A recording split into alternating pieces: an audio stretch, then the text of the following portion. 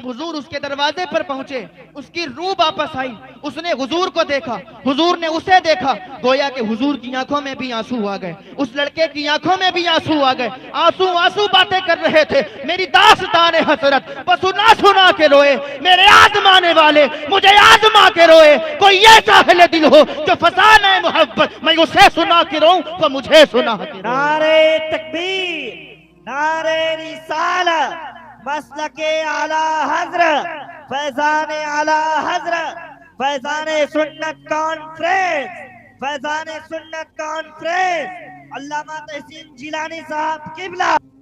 میں نے جس آیت کریمہ کی تلاوت کا شرف حاصل کیا، قل ان کنتم تحبون اللہ فاتبعونی یحببکم اللہ، اللہ پاک فرماتا ہے اے محبوب تم فرما دو لوگوں سے کہ اگر تم اللہ کو چاہتے ہو، اللہ کی محبت چاہتے ہو تو میری فرما برداری کرو، اللہ تمہیں دوست رکھے گا، تمہارے گناہوں کو بخش دے گا، اور اللہ بخشنے والا مہربان ہے۔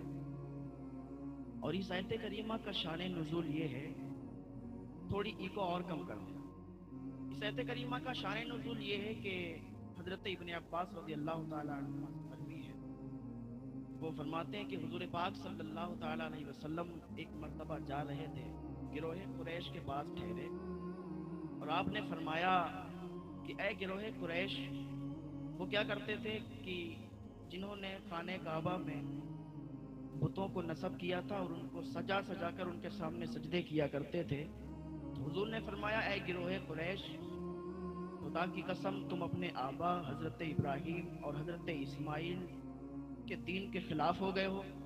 تو اس بات پر انہوں نے کہا تھا کہ ہم ان کو سجدے اس لیے کرتے ہیں، ان کو اس لیے پوجتے ہیں، ان کو اس لیے سجا کے ان کے سامنے سجدے کرتے ہیں تاکہ اللہ ہم سے راضی ہو جائے، ہم اللہ سے محبت کرتے ہیں۔ تب یہ آیت کریمہ نازل ہوئی کہ قل ان کنتم تحبون اللہ فاتبعونی یحببکم اللہ، اگر تم اللہ کی محبت چاہتے ہو تو محبوب کی فرما برداری کرو، میرے محبوب کی اتباع کرو، میرے محبوب کی اطاعت کرو، میرے محبوب کی فرما برداری کرو، تب تم سے اللہ راضی ہو جائے گا۔ اگر محبوب کی اطاعت نہیں کرو گے، محبوب کی اتباع نہیں کرو گے، محبوب کی فرما برداری نہیں کرو گے، میرے محبوب سے محبت نہیں کرو گے، تو تمہارا یہ دعویٰ جھوٹا ہے کہ تم اللہ سے محبت کرتے ہو اور تم بتوں کو پوجتے ہو۔ تب یہ آیت کریمہ کا نزول ہوا تھا، تب یہ آیت کریمہ نازل ہوئی تھی۔ اور اتباع کسے کہتے ہیں؟ اتباع کہتے ہیں پیچھے پیچھے چلنے کو۔ قرآن کا حکم ہے کہ اگر تم اللہ کی محبت چاہتے ہو تو محبوب خدا کے پیچھے پیچھے چلے آؤ، محبوب خدا کی پیروی کرتے ہوئے چلے آؤ، محبوب خدا کے بتائے ہوئے راستے پر عمل کرتے ہوئے چلے آؤ۔ اگر لیکن خبردار، بڑا بھائی بن کر ان کے ساتھ میں مت چلنا، باپ بن کر ان کے آگے مت چلنا، ایک اچھا امتی بن کر ان کے پیچھے پیچھے چلے آؤ، کیونکہ ریل کا وہ ڈبہ سفر کرتا ہے جو انجن کے ساتھ جڑا ہوا ہوتا ہے، جس کی کڑی انجن کے ساتھ جڑی ہوتی ہے وہی انجن کے ساتھ چلتا ہے، اور جس کی کڑی انجن کے ساتھ نہیں جڑتی ہے، فرسٹ کلاس کا ہو، تھرڈ کلاس کا ہو، اس کا ٹکٹ کوئی نہیں لیتا، اس پر سفر کوئی نہیں کرتا۔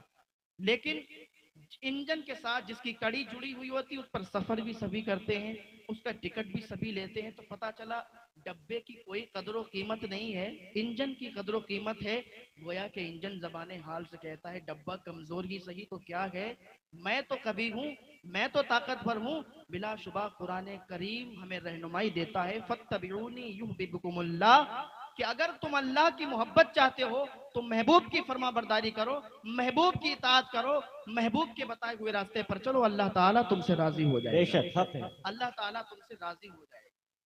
اطاعت تین طریقے کی ہوتی ہے، محبت، ایک ڈر کی اطاعت، ایک لالچ کی، ایک محبت کی۔ اس آیت کریمہ کو محبت کے ساتھ شروع کیا گیا، اور یہاں پر محبت کی اطاعت مقصود ہے، کیونکہ ڈر اور لالچ کی اطاعت تو منافقین بھی کیا کرتے تھے۔ اب محبت تین طریقے کی ہوتی ہے، ایک تو چھوٹے سے، دوسری برابری والے سے، اور تیسری ہوتی ہے اپنے سے بڑے سے، وہ بھی عظمت کے ساتھ۔ اتبعو سے یہ معلوم ہوا کہ محبت عظمت کے ساتھ ہونی چاہیے۔ محبت اس طریقے سے نہ کریں کہ بڑا بھائی سمجھ کر کریں، بلکہ محبت جو ان کے شایان شان ہو، نبوت اور رسالت کی بنا پر جو محبت کی جائے. اور محبت کا معیار حضور نے فرمایا ہے، ایک حدیث پاک ہے، لا یؤمن احدکم حتی اکون احب الیہ من والدہ وولدہ والناس اجمعین، کہ تم میں سے کوئی تب تک مومن نہیں ہو سکتا جب تک اپنے ماں باپ بھائی بہن اولاد سب سے زیادہ مجھ سے محبت نہ کرے. محمد کی محبت دین حق کی شرط اول ہے، اسی میں ہو اگر خامی تو سب کچھ نامکمل ہے. اللہ کی سرتاب قدم شان ہے یہ، انسان نہیں انسان وہ انسان ہے یہ. اور قرآن تو ایمان بتاتا ہے انہیں، ایمان یہ کہتا ہے کہ میری جان ہے یہ، ایمان یہ کہتا ہے کہ میری جان ہے یہ. میری تقریر سمجھتے سمجھتے بھی آپ کو تھوڑا ٹائم لگے گا، اور جب سمجھنے لگیں گے تو میں یقین سے کہتا ہوں کہ کوئی بھی اٹھتا وہ نظر نہیں آئے گا انشاءاللہ. ایمان یہ کہتا ہے کہ میری جان ہے یہ. تو میرے حضور کا وہ آستان عالیہ ہے کہ جہاں ہر سائل کی جھولی بھری جاتی ہے، وَأَمَّا السَّائِلَ فَلَا تَنْغَرْ، جہاں ہر گناہگار کی بخشش ہو جایا کرتی ہے، جہاں ہر ایک کو نعمت میسر ہو جاتی ہے، وَاللَّهُ مُعْطِي وَأَنَا قَاسِمٌ، بے شک. جہاں بیگانوں پر رحمت و نور کی بارشیں ہو جایا کرتی ہیں، وَمَا أَرْسَلْنَاكَ إِلَّا رَحْمَةً لِّلْعَالَمِينَ، اور جہاں اللہ تک پہنچنے کی رہنمائی مل جایا کرتی ہے. قُلْ إِن كُنتُمْ تُحِبُّونَ اللَّهَ فَاتَّبِعُونِي يُحْبِبْكُمُ اللَّهُ، میرے رسول کا وہ آستان عالیہ ہے کہ جہاں ناپاک آتا ہے تو پاک بن جاتا ہے، بہت خوب. جہاں شقی آتا ہے تو سعید بن جاتا ہے، جہاں بے دین آتا ہے تو دیندار بن جاتا ہے، جہاں ادنا آتا ہے تو اعلیٰ بن جاتا ہے، جہاں غریب آتا ہے تو امیر بن جاتا ہے، جہاں امیر آتا ہے تو جہانگیر بن جاتا ہے، راگیر آتا ہے تو دستگیر بن جاتا ہے، اور غلام آتا ہے تو امام بن جاتا ہے، اعرابی آتا ہے تو صحابی بن جاتا ہے، جہنمی آتا ہے تو جنتی بن جاتا ہے. اور سنیں، جہاں ابو بکر آتے ہیں تو صدیق اکبر بن جاتے ہیں، جہاں عمر آتے ہیں تو عدالت کے تاجدار بن جاتے ہیں، سبحان جہاں اللہ سبحان اللہ. عثمان آتے ہیں تو سخاوت کے تاجدار بن جاتے ہیں، جہاں علی آتے ہیں تو شجاعت کے تاجدار بن جاتے ہیں. میرے امام فرماتے ہیں میرے کریم سے گر قطرہ کسی نے مانگا، دریا بہا دیے ہیں دربے بہا دیے بے ہیں، شک. واہ واہ. دریا بہا دیے ہیں دربے بہا دیے ہیں. ایک حدیث پاک ہے بخاری شریف کی صفحہ نمبر 911 پر، بڑی پیاری حدیث موجود ہے. ایک صحابی حضور کے پاس آئے، آنے کے بعد کہتے ہیں یا رسول اللہ صلی اللہ تعالیٰ علیہ وسلم قیامت کب آئے گی؟ حضور نے فرمایا کیا تو نے قیامت کی تیاری کر لی ہے؟ کیا تو نے قیامت کا آنے کا انتظام کر لیا ہے، کچھ تیاری کی ہے؟ اس نے کیا کہا؟ کہا یا رسول اللہ صلی اللہ تعالیٰ علیہ وسلم ہم نے نمازوں کو، روزوں کو، سجدوں کو بہت زیادہ توشہ نہیں بنایا ہے، میرے پاس یہ بہت زیادہ نہیں ہے، پر یا رسول اللہ اللہ سے اور اس کے رسول سے یعنی آپ سے محبت ہے. حضور فرماتے ہیں اگر تم مجھ سے محبت کرتا ہے تو پھر میدان محشر میں میرے ساتھ رہے گا، تو جنت میں میرے ساتھ رہے گا. پتا چلا اگر حضور سے محبت کرو گے تو جنت میں حضور کے ساتھ رہو گے، اگر دنیا دار سے محبت کرو گے تو دنیا دار کے ساتھ رہو گے، لیکن اگر مدینے کے تاجدار سے محبت کرو گے تو مدینے کے تاجدار کے ساتھ رہو گے. بے شک. اور محبت کیسی ہونا چاہیے؟ حضرت زید ایک صحابی ہیں، جب یہ چھوٹے تھے تو ان کا بچپن کا زمانہ تھا، نانی کے گھر جا رہے تھے، راستے میں بنو قیس نے ان کو لوٹ لیا اور جا کے حضرت خدیجۃ الکبریٰ کے بھتیجے کو بیچ دیا. اور جب حضور علیہ الصلوۃ والتسلیم کا نکاح حضرت خدیجہ سے ہوا تو ان کو حضور پاک صلی اللہ تعالیٰ علیہ وسلم کی بارگاہ میں پیش کر دیا گیا. اب ادھر ان کے جو ماں باپ تھے ان کو ڈھونڈتے تھے، پھرتے تھے، روتے تھے، گلیوں میں ٹہلا کرتے تھے کہ میرا بیٹا گم ہو گیا، میرا بیٹا کہاں چلا گیا. اس طریقے سے انہیں ڈھونڈا کیا کرتے تھے. تو ایک دن ان کے محلے کے لوگ حج کرنے کے لیے گئے تو وہاں دیکھا کہ زید ٹہل رہے ہیں، تو زید سے ملاقات کی.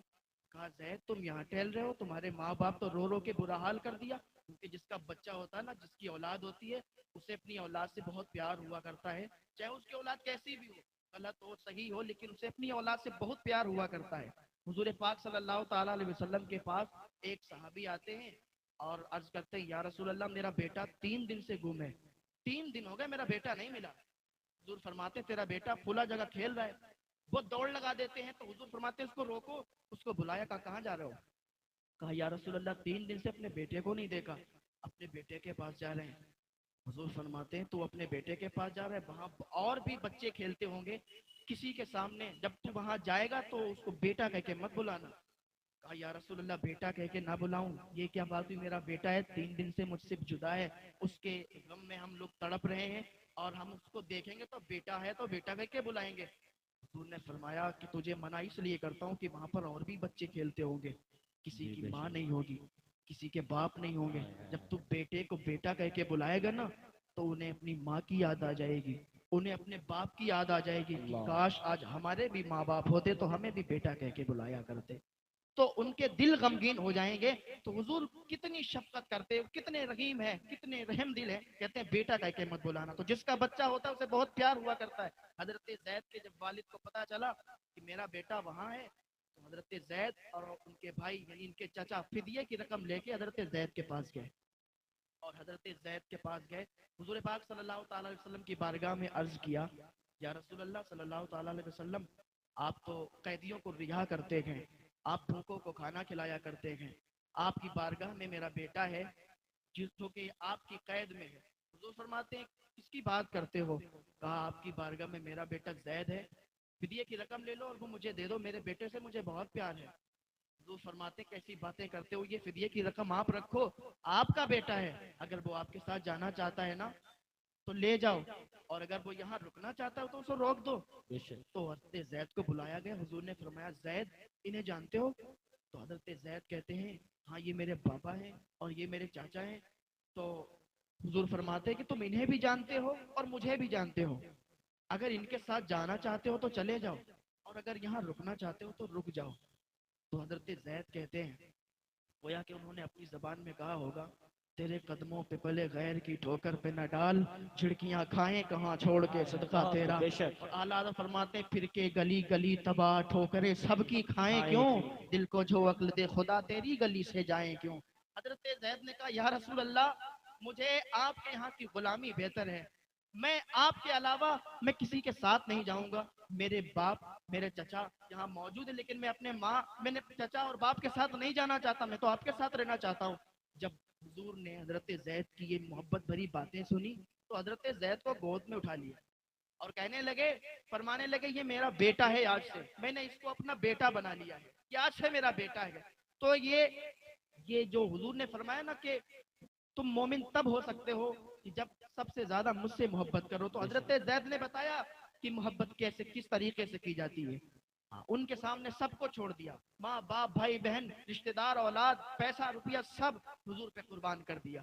اس طریقے کی یہ حضور سے محبت ہوا کرتی ہے، اور جسے حضور سے محبت ہو جائے تو پھر اس کی اگر جان بھی کوئی لے تو وہ یہی کہتا ہے غلامان محمد جان دینے سے نہیں ڈرتے، یہ سر کٹ جائے یا رہ جائے کوئی پرواہ نہیں۔ نعرے تکبیر، نعرے رسالت، مسلک اعلی حضرت، فیضان اعلی حضرت، فیضان اعلی حضرت، فیضان تاج الشریعہ علامہ تحسین جیلانی صاحب قبلہ، علماء اہل سنت، نعرے تکبیر، نعرے رسالت، ماشاءاللہ ماشاءاللہ۔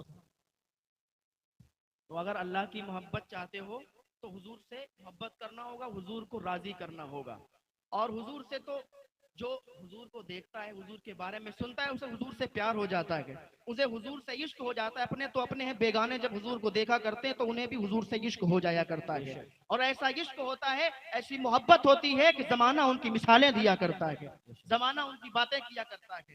مدینے میں ایک یہودی تھا، اسے حضور سے پیار ہوا تھا، اسے حضور سے محبت ہوئی تھی۔ مدینے میں ایک یہودی تھا جو کہ حضور کو ہر وقت برا بھلا کہتا، اس کا ایک چھوٹا بیٹا تھا، وہ سنتا تھا کہ یار میرے گھر میں حضور کی اتنی باتیں کیوں ہوتی ہیں، ہمارے گھر میں حضور کو اتنا برا بھلا کیوں کہا جاتا ہے۔ اچھا جس کو اتنا برا بھلا کہا جاتا ہے ایک بار اس کو جا کے تو دیکھیں وہ ہے کیسا، اس کا چہرہ کیسا ہے، اس کی رنگت کیسی ہے، وہ کتنا خوبصورت ہے یا کیسا ہے، کہ ذرا اس کے پاس جا کے تو دیکھیں۔ تو اس بچے کو تڑپ ہوئی حضور سے ملنے کی، تو ایک دن چھت پہ چڑھا تھا، حضور نکل رہے تھے، حضور گزر رہے تھے اور وہ چھت پر چڑھا ہوا تھا، اس نے حضور کو دیکھا اور حضور نے بھیڑ کے ساتھ چل رہے تھے تو حضور کی نگاہ بھی اس کے اوپر چلی گئی۔ جب اس نے حضور کو دیکھا اور حضور نے اسے دیکھا تو اسے حضور سے عشق ہو گیا۔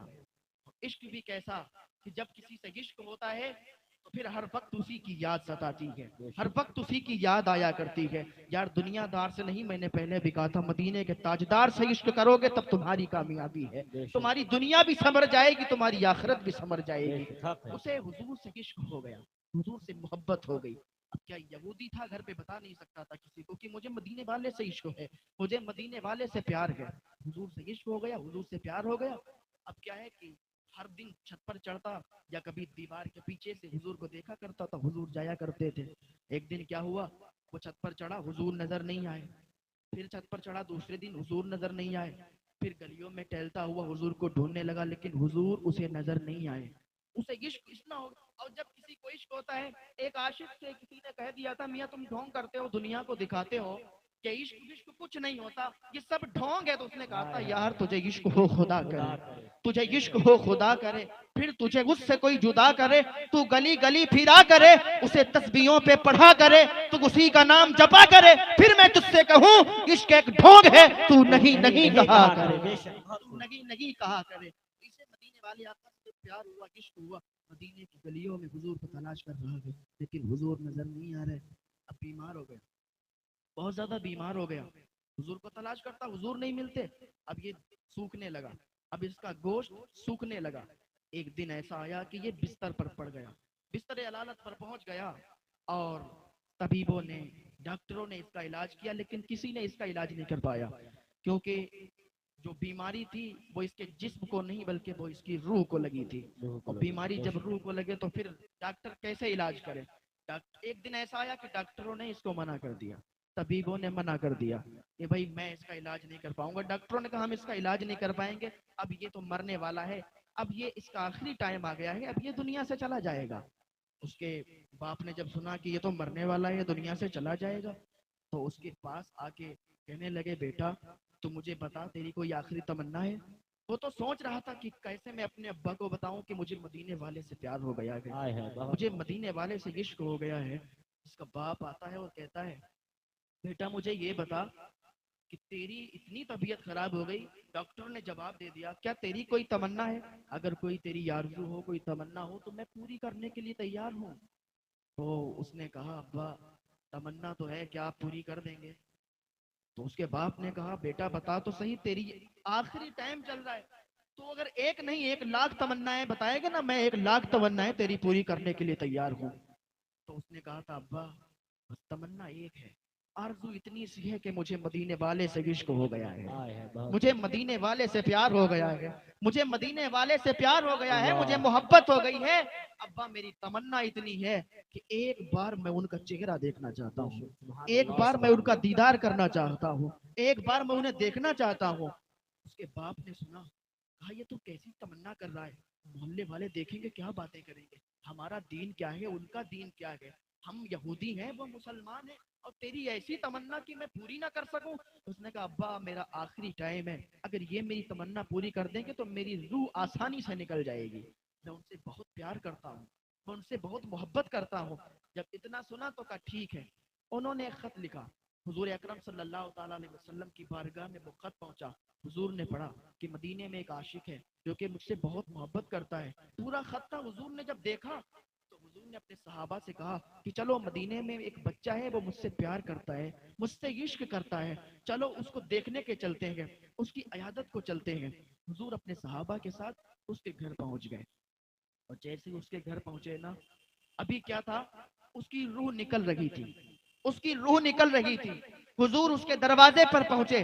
جب حضور اس کے دروازے پر پہنچے, اس کی روح واپس آئی. اس نے حضور کو دیکھا, حضور نے اسے دیکھا, گویا کہ حضور کی آنکھوں میں بھی آنسو آ گئے, اس لڑکے کی آنکھوں میں بھی آنسو آ گئے.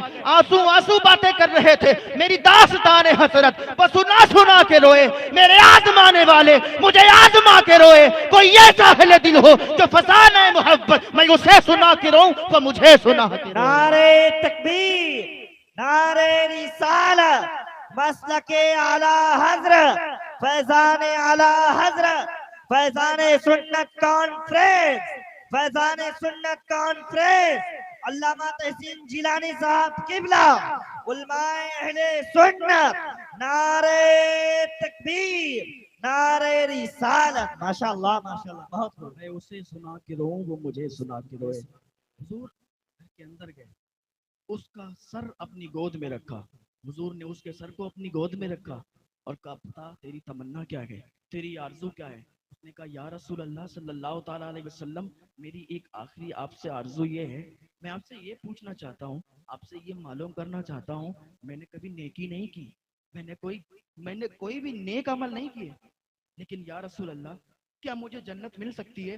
حضور فرماتے ہیں پہلے جنت کا پروانہ میں تجھے دیتا ہوں، پہلے تو کلمہ پڑھ لے، پہلے تو مسلمان ہو جا، اور جنت جانے کا پروانہ میں تجھے دیتا ہوں، جنت کی ضمانت میں تجھے دیتا ہوں۔ جب اس نے سنا کہ حضور جنت کی ضمانت دے رہے ہیں، اس نے پڑھ لیا اشہد ان لا الہ الا اللہ واشہد ان محمدًا عبدہ ورسولہ۔ اتنا کہہ کے بس اتنا کہنا تھا کہ اس کی روح نکل گئی، اس کی جان نکل گئی اور اس کا انتقال ہو گیا۔ اب اس کے باپ نے کہا یا رسول اللہ صلی اللہ علیہ وسلم آپ اس کو لے جائیں، کیونکہ اب میری ذمہ داری نہیں بچی، اب یہ مسلمان ہو چکا ہے، اب یہ مسلمان ہو چکا ہے اور اب ہم اس کو اپنے قبرستان میں نہیں لے جا سکتے۔ حضور نے اپنے صحابہ کو حکم دیا کہ اس کے جنازے کو اٹھاؤ، اس کے جنازے کو نکالو، اس کی بارات کو، اور جو دیکھیں مدینے والے دیکھیں کہ حضور کے عاشق کا جنازہ جا رہا ہے، حضور کے عاشق کا جنازہ جا رہا ہے۔ اس کے جنازے کو تیار کیا گیا، لوگ چھتوں پر چڑھ کے پھولوں کی برسات کر رہے تھے، کوئی اپنے دروازے سے دیکھ رہا تھا، کوئی اپنی چھتوں سے دیکھ رہا تھا کہ یہ عاشق رسول کا جنازہ جا رہا ہے۔ کیوں؟ کیونکہ حضور نے اس کے لیے جنت کی ضمانت لی تھی، اس نے کوئی نیکی نہیں تھی، کوئی نیک عمل نہیں کیے تھے، کوئی نمازیں، اور اس کے پاس نمازوں کا ذخیرہ نہیں تھا، روزوں کا ذخیرہ نہیں تھا، لیکن اس نے حضور کا کلمہ پڑھا، حضور نے جنت کی ضمانت لی۔ اب تو وہ جنت البقیع میں دفن ہو گیا۔ حضور اس کو دفن کر کے جنت البقیع سے جب واپس آ رہے تھے تو حضور پنجوں کے بل چل رہے تھے، تو صحابہ نے عرض کیا یا رسول اللہ آپ پنجوں کے بل کیوں چل رہے ہیں؟ آپ پنجوں کے بل کیوں چل رہے ہیں؟ تو حضور نے فرمایا تمہیں پتا نہیں، جب سے میں نے جنت کی ضمانت لی ہے اور فرشتوں کو معلوم چلا گئے، اتنے فرشتے آ گئے ہیں، اتنے فرشتے آ گئے ہیں کہ یہاں پیر رکھنے کی جگہ باقی نہیں ہے۔ یہ حضور کے امتی کی بات ہوا کرتی ہے، یہ حضور کے عاشق کی بات ہوا کرتی ہے، حضور سے محبت کرنے والوں کی بات ہوا کرتی ہے۔